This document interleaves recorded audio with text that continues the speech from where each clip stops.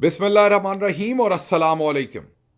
21 दिसंबर और पाकिस्तान में हफ्ते की शाम। आज अभी तक की अहम खबरें और मेरा तज्जिया।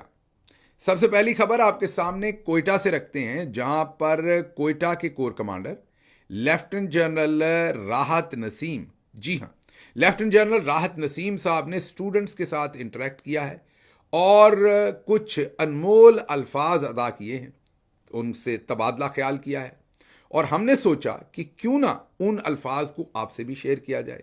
हम आपको लेफ्टिनेंट जनरल राहत नसीम साहब के वो अल्फाज सुनवाएंगे भी और उसके ऊपर तज्जिया भी देंगे। उन्होंने स्टूडेंट्स के साथ इंटरेक्शन किया और उसके अंदर बहुत ही उम्दा बातें की हैं। आजकल आपने देखा है कि एक नया रवाज चल पड़ा है, आपको डीजी आईएसपीआर जो हैं वो भी स्टूडेंट्स के साथ मिलते हुए नजर आ रहे हैं और अब लेफ्टिनेंट जनरल राहत नसीम कोर कमांडर कोयटा वो भी स्टूडेंट्स के साथ इंटरेक्ट कर रहे हैं।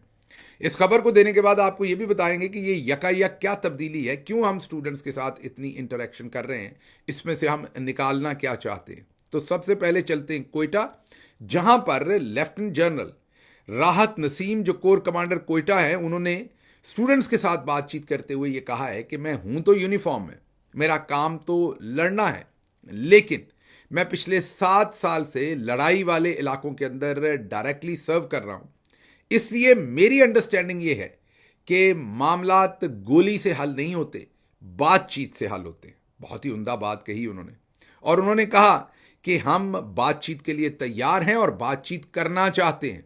लेकिन आप सोच रहे होंगे कि शायद ये वो डी चौक के अंदर जो मासूम मुजाहरीन हैं ये ऑफर वो उनको दे रहे हैं। नहीं, बिल्कुल नहीं, आपकी अंडरस्टैंडिंग यहां गलत है।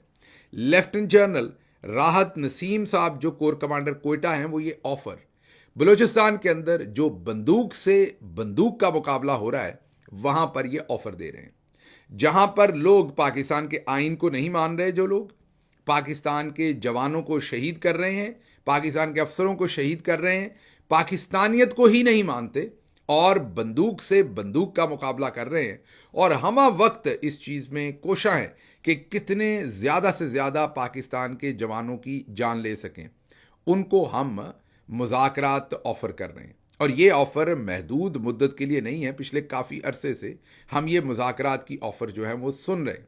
लेकिन ये ऑफर डी चौक में मौजूद पाकिस्तान तहरीक इंसाफ के मासूम और पाकिस्तान के ऐसे शहरी जो कौमी तराना सुनते हैं, जो अपनी अफवाज की जान लेना तो बहुत दूर की बात, उसकी सोच भी कभी दिमाग में नहीं रखते, बल्कि डी चौक में पहुंचने पर उनके साथ सेल्फीज ले रहे थे, उनको जफ्फियां डाल रहे थे, पाकिस्तान फौज जिंदाबाद के नारे लगा रहे थे।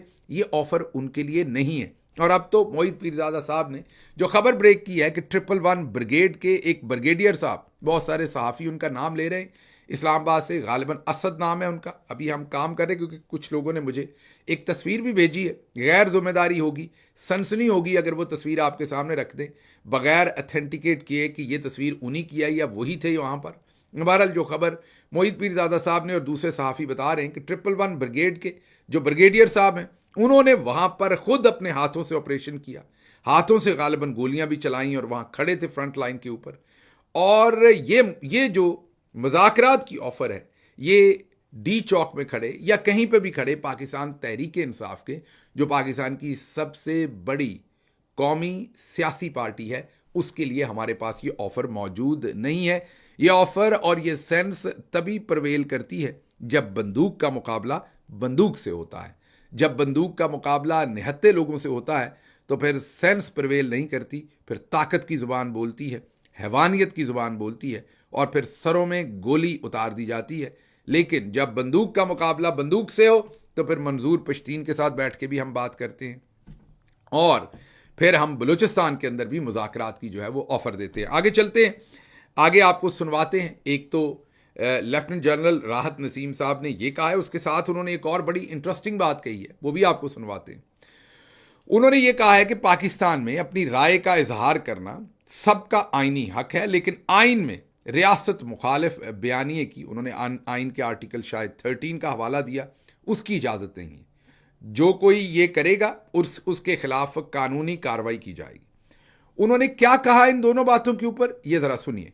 آئی ویئر اے یونیفارم، میں ایک فوجی ہوں. وقت نے بھی مجھے مزید یہ سکھایا ہے کہ مسائل کا حل بات چیت میں ہے، گولی سے مسئلے کا حل نہیں نکلتا ہے. میں اور وہ سارے لوگ جو کمانڈ پوزیشن پہ، ہمارا زیادہ فوکس ہے وہ ڈائلاگ کے اوپر ہے. جو اینٹی اسٹیٹ نیریٹو ہے وہ آئین پاکستان کی شیک نمبر 13 اور 16 کے حساب سے، تو اس کو بند کرنا جو ہے پاکستان کے آئین کے حساب سے ٹھیک ہے. میں اور آپ ایکسپیرینس کریں کہ انٹرنیٹ کچھ سلو ہوا ہے، سو اسٹیٹ آہستہ آہستہ اٹ از ریئلائزنگ کہ اپنے فزیکل بارڈرز کو بھی ہم نے درست کرنا ہے، اپنے ڈیجیٹل بارڈرز کو بھی درست کرنا ہے. آپ نے سن لیا، وہ یہ کہتے ہیں کہ یہ آفر جو ہے، یہ آئین کا آرٹیکل 13 کہتا ہے کہ آپ نہیں کر سکتے، تو اب ہم نے انٹرنیٹ سلو کر دیا ہے. اداروں نے انہوں نے کہا کہ سلو کر دیا ہے. ظاہر ہے ان کا جو اشارہ ہے وہ حفیظ کی طرف ہے، جو پی ٹی اے کے چیئرمین ہیں، میجر جنرل ریٹائرڈ حفیظ الرحمان صاحب، ون اینڈ اونلی. اور ظاہر ہے وہ بھی آرمی چیف صاحب کے احکامات کے بغیر تو یہ کام نہیں کر سکتے. تو اب پاکستان کے ایک کور کمانڈر جو ہیں وہ اسٹوڈنٹس کے سامنے یہ بات مان رہے ہیں کہ ہم نے انٹرنیٹ سلو کیا ہے کیونکہ ڈیجیٹل سرحدوں کی بھی ہم نے حفاظت کرنی ہے. یہ بات تو ہو گئی، لیکن اس میں انٹرسٹنگ بات یہ ہے کہ یہ جو آئین ہے آرٹیکل 13، یہ ہمیں تب یاد آتا ہے جب ہمیں لگتا ہے ریاست مخالف بیانیہ کیونکہ ہم پر تنقید ہو رہی ہے. لیکن جب ہم الیکشن چوری کرتے ہیں تب ہمیں یہ بالکل یاد نہیں آتا. مطلب جب 8 فروری کا الیکشن چوری کر دیا جائے ہم یاد نہیں آتا. ہم جب اپنے حلف کی، اسی آئین کے تحت جو ہم نے حلف لیا، اس کی خلاف ورزی کرتے ہوئے حکومتیں گراتے ہیں، بناتے ہیں، ان میں منورنگ کرتے ہیں، سندھ ہاؤس میں خرید و فروخت کرتے ہیں، سیاسی لوگوں سے زبردستی پریس کانفرنسز کرواتے ہیں، ان سے پارٹیز چھڑواتے ہیں، جوائن کرواتے ہیں، حکومتیں بناتے ہیں، خرید و فروخت کا بازار گرم کرتے ہیں، تب آئین پاکستان ہمارے سامنے کہیں نہیں ہوتا. جب ہم مارشاء اللہ لگاتے ہیں، جب ہم سپریم کورٹ کو اپنے قبضے میں لیتے ہیں، جب ہم 26ویں آئینی ترمیم یا اس سے پہلی کی ترامیم کرواتے ہیں، تو آئین ہمارے سامنے نہیں ہوتا. ہم جو انتخابی چوری، پولیٹیکل انجینئرنگ، اس سب کو بالکل آئین کے عین مطابق سمجھتے ہیں. تو جو جنرل صاحب ہیں انہوں نے جو بات کی ہے کہ آئین کے آرٹیکل 13 کے تحت ہم انٹرنیٹ سلو کر سکتے ہیں اور آواز آپ کی بند کر سکتے ہیں، وہاں ہمیں آئین یاد ہے. باقی ڈی چوک کے اندر یا دوسری جگہوں پر ہم آئین کی طرف نہیں دیکھتے. مقابلہ میرا خیال ہے پھر بندوق سے، جب بندوق کا ہوتا ہے تو سینس وہاں شاید پرویل کرتی ہے.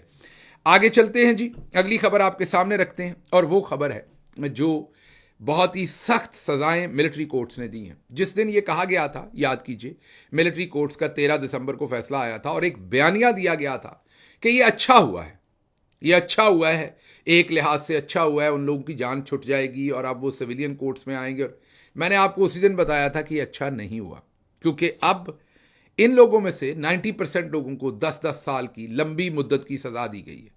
یہ جو لمبی مدت کی سزا ہوتی ہے، اس کی ہائی کورٹس کے اندر اپیل بھی آسانی سے نہیں سنی جاتی. کم از کم عدالتیں کوشش کرتی ہیں کہ آدھی سزا آپ نے کاٹ لی ہو تو آپ کی اپیل سنی جائے.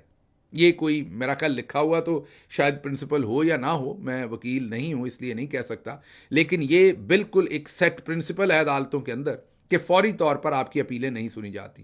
اب جن کو 10-10 سال قید ہوئی ہے، انہیں اگر اور معروضی حالات میں کوئی تبدیلی نہیں آتی تو وہ 6-6 7-7 سال تو وہ عدالتوں کے رحم و کرم پر اب جیلوں کے اندر رہیں گے. اب وہ جو دوست کہہ رہے تھے کہ یہ بہتر ہوا ہے، اس سے لوگوں کو آسانی مل جائے گی، وہ میں آپ کو بتا سکتا ہوں کہ اس سے آسانی نہیں، ان کے خاندان اور ان کی زندگیاں جو ہیں وہ تباہ کر دی گئی ہیں. 10-10 سال کی قید سنائی گئی ہے، اور اگر 1 منٹ کے لیے مان بھی لیا جائے کہ انہوں نے کہیں پر کوئی پتھراؤ کر دیا یا نعرے بازی کر دی تو ان کو سزا دے دی گئی ہے. لیکن ذلِ شاہ کے جسم کے اوپر 26 ٹانکے تھے اور پتہ نہیں کتنی زیادہ تشدد تھا، لیکن ان کو شہید کرنے والے، ان پر ظلم کرنے والوں کے خلاف ایف آئی آر بھی درست نہیں کٹی تھی.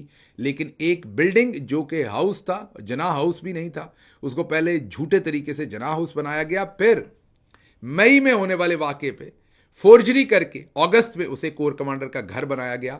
اس کے اوپر پاکستان کے نوجوانوں کو کس طرح کی سزائیں دی گئی ہیں وہ آپ کے سامنے ہے. سزائیں دیتے ہوئے جج صاحب جو تھے وہ میجر ہوں گے یا کرنل ہوں گے. اب میجر صاحب یا کرنل صاحب نے ان میں سے کسی سوال کو نہیں پوچھا ہوگا. اگر یہ سویلین کورٹس میں ہوتے تو یہ سوالات پوچھے جاتے. سویلین کورٹس میں وہ ویڈیو دکھائی جاتی جج کو، وہاں پر وکیل شور مچاتے، میڈیا سوالات کرتا کہ وہ ٹرکوں میں سے سویلین کپڑوں میں اس دن جو فوجی جوان اتر رہے تھے اور بعد میں منہ پر کپڑے لپیٹ کے توڑ پھوڑ کر رہے تھے، وہ کس نے بھیجے تھے.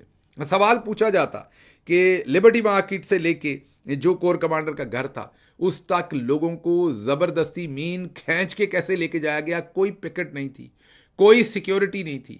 کینٹ کے اندر, ہارٹ آف دا کینٹ میں آپ کو ایک بھی فوجی جوان جو ہے وہ سیکیورٹی کرتے ہوئے کیوں نظر نہیں آ رہا تھا؟ سب کہاں چلے گئے تھے؟ کیسے یکا یک ان لوگوں کو وہاں لے جا کر, اور پہلے سے ہی کور کمانڈر ہاؤس جو ہے وہ کیسے جل رہا تھا, کیسے اس کی تباہی تھی.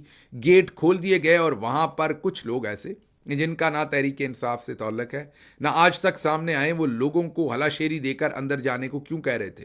پھر اگلا سوال بھی وہاں میجر صاحب سے, جج میجر سے کسی نے نہیں پوچھا ہوگا کہ مراد راز صاحب کو آئی جی پنجاب کہتے تھے کہ یہ سب سے بڑے ذمہ دار ہیں, سب سے زیادہ فون کالز انہوں نے کی ہوئی ہیں 9 مئی کے اوپر, اور کور کمانڈر حملے پر یہ سب سے زیادہ ذمہ دار ہیں. اندلیب عباس بھی وہاں موجود تھی, ان پر بھی ذمہ داری ڈالی جا رہی تھی. تو پھر انہوں نے صرف پریس کانفرنس کر دی اور وہ 9 مئی میں سے ریاستی اداروں پر حملے میں سے بالکل بری و ذمہ صاف شفاف باہر نکل آئے, اور باقی وہ لوگ جنہوں نے کوئی پریس کانفرنس نہیں کی انہیں آپ نے 10-10 سال کی سزائیں جو ہیں وہ ان کے ماتھوں کے اوپر لکھ دی ہیں. اب افسوس یہ ہے کہ اگر ان کو 10 سال دیے اور 60 لوگ اور رکھے ہیں تو اس کا مطلب ہے کہ انہیں اور بھی مزید سخت سزائیں دینے کا پروگرام ہے. اس کے اوپر عمران خان صاحب نے آج بہت ہی تفصیلی بات کی ہے. انہوں نے کہا ہے کہ ملٹری کورٹ سے بہتر تھا مارشل لا کا اعلان کر لیتے آپ. 9 مئی کے ذمہ داروں کی سی سی ٹی وی فوٹیج چلائی گئی, کوئی انکوائری نہیں کروائی گئی, اور 2 درجن کے قریب کارکنان کو, 25 سے 26 کارکنان کو 9 مئی والے دن شہید کیا گیا تھا, جن کا کوئی نام و نشان نہیں, جن کی کوئی ذمہ داری نہیں لیتا کہ کس نے ان 25 سے 26 جو پاکستان تحریک انصاف کے کارکنان تھے, پاکستان کے سٹیزن تھے, ان کو قتل کیا. ایک فوجی یا پولیس کے جوان کی جان نہیں گئی, لیکن تحریک انصاف کے 25 سے 26 لوگوں کو شہید کیا گیا. اور انہوں نے کہا کہ سب کچھ پہلے سے پری پلانڈ تھا, کیا گیا ہے. بہت افسوس ہے آج نہ کوئی قانون ہے ملک کے اندر, نہ کوئی انصاف ہے, لیکن اس کے خلاف لڑا جائے گا. 22 دسمبر سے ترسیلات زر کا بائیکاٹ کرنے کو عمران خان نے کہا ہے. انہوں نے کہا ہے کہ مذاکرات کسی صورت نہ یہ کرنا چاہتے ہیں نہ یہ کسی طرف جا رہے ہیں. میں نے ہفتے تک کی ڈیٹ دی تھی, 22 تاریخ سے ترسیلات زر کا جو اوورسیز پاکستانی ہیں وہ فوری طور پر بائیکاٹ کرنا شروع کریں. اور ظاہر ہے پاکستان کے اندر بھی جو سول نافرمانی لوگوں کے کنٹرول میں ہے اس کو وہ ضرور کرنا شروع کریں اور اپنے آپ کو ڈس انگیج کریں. یہ واحد طریقہ ہے اب رہ گیا ان لوگوں کے سے جان چھڑوانے کا, جس طرح سے یہ مسلط ہوئے کھڑے ہیں. اس کے بعد انہوں نے یہ بھی کہا کہ القادر کا فیصلہ مجھے معلوم ہے, باہر لکھے ہوئے فیصلے جو ہیں وہ عدالتیں آ کر سنا دیتی ہیں, اعلیٰ عدالتوں میں بعد میں وہ ختم ہوتے ہیں. حکومتی غیر سنجیدگی کا ملک کو نقصان ہوتا ہے, گھروں میں ماتم کی صفیں بچھی ہوئی ہیں, اور جو سارے کا سارا یہ سناریو کھڑا کر دیا گیا ہے ملک کے اندر کہ جس میں لا لیسنس ہے, اس کا ایک ہی طریقہ ہے کہ اب ہم ان کے خلاف کھڑے ہو کر سول نافرمانی کی یہ جو مہم ہے اس کو ہم شروع کر سکیں. بہرحال جو میں نے آپ سے سوالات کیے ہیں کہ جو جج میجر ہیں ان سے نہ تو کسی نے یہ سوالات عدالت میں پوچھے ہوں گے, نہ انہوں نے کوئی جواب دینے ہیں. کچھ اور سوالات بھی ہیں, اگر آپ 1 منٹ کے لیے سوچیں تو یہ انمول 4 پاکستانی میں آپ کے سامنے رکھتا ہوں. پہلے کا نام احسان اللہ احسان ہے, اے پی ایس میں بچوں کو شہید کروایا, اس کے بعد اس کی جسٹیفیکیشنز, اس کی ریپریزنٹیشن کی, اس کے بعد انہیں بھگا دیا گیا. بریگیڈیئر محمود شاہ کہتے ہیں کہ ہم نے انہیں خود بھگایا, وہ خود سے نہیں بھاگے. یہ ان کے خلاف کوئی سزا نہیں دی گئی. انہوں نے سیکیورٹی ایجنسیز کے جوانوں کو, اہلکاروں کو, افسران کو, ان کے بچوں کو شہید کیا. راؤ انوار کراچی کا معروف پولیس آفیسر, جو بلکہ غیر معروف یا بدنام زمانہ پولیس آفیسر, جعلی پولیس مقابلوں میں مشہور نقیب اللہ محسود کو قتل کیا. ایک پوری کی پوری وہاں پر نئی لسانی فالٹ لائن کریٹ کر دی. اس کے بعد معصوم افراد کو دہشت گرد کہہ کے بھتے کے نام پر قتل کرتے رہے, یہ زمینوں کے اوپر قبضہ, بھتہ خوری. اس کے بعد عزیز بلوچ, نام ہی کافی ہے, لیاری گینگ وار کا سرغنہ, کراچی کے عوام کے لیے خوف کی علامت, قتل, اغوا برائے تاوان, بھتہ خوری, منشیات کی سمگلنگ. پھر حماد صدیقی متحدہ قومی موومنٹ MQM کے اہم رہنما, کئی جرائم میں ملوث پائے گئے. بلدیہ ٹاؤن فیکٹری کا جو سانحہ 2012 میں ہوا تھا, مالک سے بھتہ مانگا, اس نے نہیں دیا, اس کی فیکٹری کو چاروں طرف سے سیل کر کے, جی ہاں سارے دروازے کھڑکیاں سیل کر کے، جب اندر مزدور کام کر رہے تھے، ورکرز کام کر رہے تھے، بتے سے انکار مالک نے کیا تھا، پوری فیکٹری کو سیل کر کے باہر سے پٹرول چھڑک کے اس کو آگ لگا دی گئی. 260 افراد جل کر، جی ہاں، جل کر خاکستر ہو گئے. 260 افراد کے قتل کا بھی کسی قسم کا کوئی مقدمہ یا انصاف بعد میں نہیں ہوا. یہ جو حماد صدیقی، راؤ انوار، عزیر بلوچ اور احسان اللہ احسان اور ایسی بہت ساری اور نام آپ کے سامنے رکھ سکتا ہوں، جس میں کہیں نہ کہیں آپ کو ہماری اسٹیبلشمنٹ کی انوالومنٹ نظر آتی ہے. ان کا احتساب نہیں ہوا. آج پڑھے لکھے معصوم پاکستانیوں کو جو ہے وہ 10-10 سال کی قید بامشقت سنا کر ان کی زندگیاں تباہ کی گئی ہیں، اور 60 ابھی اور ہیں جن کو کہا گیا کہ آپ ابھی انتظار کریں، آپ کو اور سزائیں جو ہیں وہ دیں گے. اگلی خبر آپ کے سامنے رکھیں گے جی. فواد چودھری صاحب جو ہیں ان کے بارے میں آج عمران خان نے پیغام دیا ہے. ان کے بارے ان سے ایک تو لا تعلقی کی ہے. چند دن سے فواد چودھری خبروں میں تھے اور ایک بڑا اپنا ایک آپ یہ کہہ لیں کہ اٹیکنگ اور بولڈ سٹانس لے رہے تھے. اور اٹیکنگ اور بولڈ سٹانس تھا کہ ایک تو عمران خان کا جو ٹویٹر ہینڈل ہے، جو میڈیا ہے، وہ پاکستان کے اندر سے آپریٹ ہونا چاہیے، باہر سے آپریٹ نہیں ہونا چاہیے. وہ یہ کہہ رہے تھے کہ یہ جو باہر لوگ ہیں یہ انتہا پسند ہیں، اور ظاہر ہے اس میں وہ کچھ لوگوں کے نام لے رہے تھے، کچھ کے نام نہیں لے رہے تھے، اور کہہ رہے تھے کہ یہ جو سول ملٹری اس ٹائم پورا پھڈا ہے، یہ سوشل میڈیا کے لوگوں کی وجہ سے.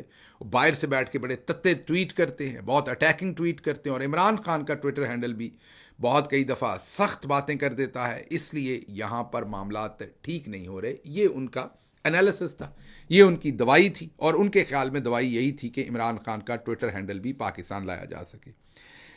لگتا ہے کہ عمران خان نے ان کی ان بات سے اگری نہیں کیا، کیونکہ آج شعیب شاہین صاحب نے جیل کے باہر آ کر جو گفتگو کی اور بعد میں جو پریس ریلیز جاری کی گئی گوہر خان صاحب کی طرف سے، اس میں یہ کہا گیا کہ فواد چودھری صاحب سے پاکستان تحریک انصاف مکمل لا تعلقی کرتی ہے، ان کو پارٹی سے ڈسون کرتی ہے. ان کا جو بیانیہ ہے وہ ان کا اپنا ذاتی بیانیہ ہے، پارٹی کا ان سے کوئی لینا دینا نہیں ہے، اور وہ پارٹی کا نام استعمال نہ کریں. یہ ایک ڈیولپمنٹ ہے فواد چودھری صاحب کی. پچھلے 1-2 دنوں میں، 1-2 ہفتوں کے اندر ان کی عمران خان صاحب سے ملاقات بھی ہوئی تھی جیل کے اندر، جب وہ اپنا مقدمہ بھگتنے گئے تھے، اور اس پر آ کر انہوں نے ٹیلی ویژن میں تبادلہ خیال بھی کیا تھا. آج سلمان اکرم راجہ صاحب نے یہ کہا کہ وہ ملاقاتیں بہت ہی مختصر نوعیت کی تھیں، اور فواد صاحب کو کوئی حق نہیں پہنچتا کہ وہ پاکستان تحریک انصاف کے ترجمان بنیں. تو ایک تو یہ ڈیولپمنٹ تھی آج کی کہ فواد چودھری کے بارے میں عمران خان کا پیغام دیا گیا ہے کہ ان سے تحریک انصاف کا کوئی تعلق نہیں ہے، اور وہ تحریک انصاف کو ریپرزینٹ نہیں کر سکتے. اس کے علاوہ اور بھی 1-2 خبریں ہیں جو آپ کے سامنے ہم نے رکھنی ہیں، لیکن ان کی کچھ ڈیٹیل اس طرح کی ہے کہ وہ صبح آپ کے سامنے رکھیں گے. ابھی وقت ختم ہو گیا. صرف میں یہ کہہ سکتا ہوں آپ کے سامنے جاتے جاتے کہ سمینہ پاشا صاحبہ نے بہت ہی خوبصورت ایک بات کہی ہے کہ احسان اللہ احسان ہو. وہی جو بات ہم نے کی عزیر بلوچ اور وہ تمام، ان کو تو ہم بھگوا دیتے ہیں، یا جو پریس کانفرنس کرتے ہیں انہیں ہم معزز بنا دیتے ہیں، بلکہ ممبر پارلیمنٹ بنا دیتے ہیں، بلکہ کئیوں کو تو ہم وزیر بنانے تک چلے جاتے ہیں. لیکن اگر کوئی پریس کانفرنس نہیں کرتا تو پھر ہم اس کی تباہی کر دیتے ہیں. آج جو کی گئی ہے افسوسناک دن ہے، یہ کالا دن ہے پاکستان کے لیے. میں نے پہلے بھی کہا تھا، دوبارہ کہوں گا، اور اس کے لیے آپ کو سول نافرمانی کے لیے جانا پڑے گا، ورنہ پھر آپ کے مقدر میں یہی جو ظلم ہے، ستم ہے اور غلامی ہے، یہ رہے گی. مجھے یہاں سے اجازت دیجیے. اللہ آپ کا حامی و ناصر ہو. پاکستان زندہ باد.